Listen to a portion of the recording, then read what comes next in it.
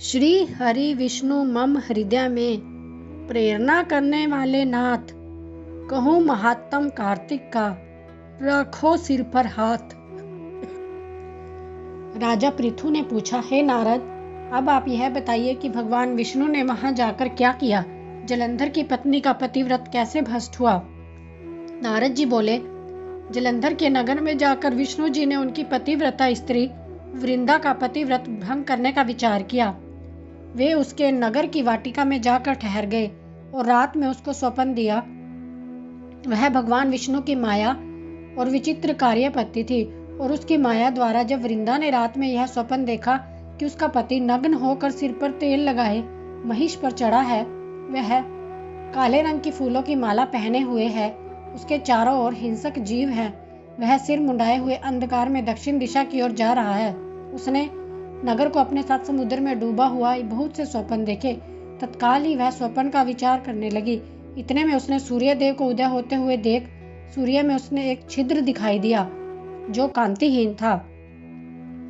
उसे इसने अपशगुन जाना और भयभीत हो रोती हुई छज्जे अटारी और भूमि कहीं भी शांति को प्राप्त न हुई। फिर अपनी 2 सखियों के साथ उपवन में गई, वहां भी उसे शांति नहीं मिली। फिर वह जंगल में से निकल गई।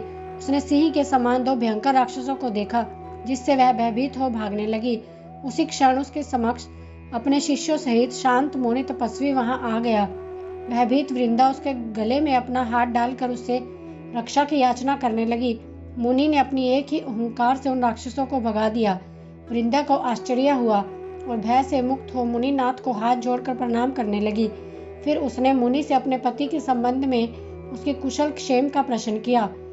उसी समय 2 वानर भूमि मुनि के समक्ष आकर हाथ जोड़कर खड़े हो गए और ज्यों ही मुनि ने भ्रुकुटी का संकेत दिया त्यों ही वे उड़कर आकाश मार्ग से चले गए।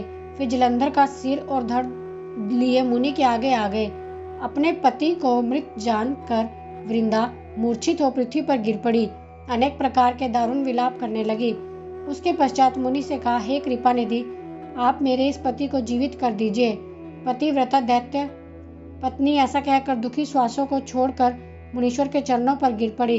तब मुनीश्वर ने कहा, यह शिवजी द्वारा युद्ध में मारा गया है, जीवित नहीं हो सकता, क्योंकि जिसे भगवान शिव मार देते हैं वह कभी जीवित नहीं हो सकता, परंतु शरणागत की रक्षा करना सनातन धर्म है। इसी प्रकार कृपा कर मैं इसे जिंदा कर देता हूँ।